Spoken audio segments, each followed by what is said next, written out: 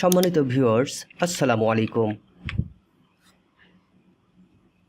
আশা করি আপনারা সবাই ভালো আছেন। যারা এমএস ওয়ার্ড নতুন শিখছেন তাদের জন্য একটি নতুন টিউটোরিয়াল। একটি টেবিলকে আমরা কিভাবে তার মাঝ বরাবর দুটি ভাগে বিভক্ত করতে পারি সেটি আমি আজকে দেখাবো। এই কাজটি অতি সহজে করার জন্য প্রথমে যে বরাবর যেখান থেকে আমাদের ভাগ করতে হবে সেই অংশটাকে সিলেক্ট করে নেব।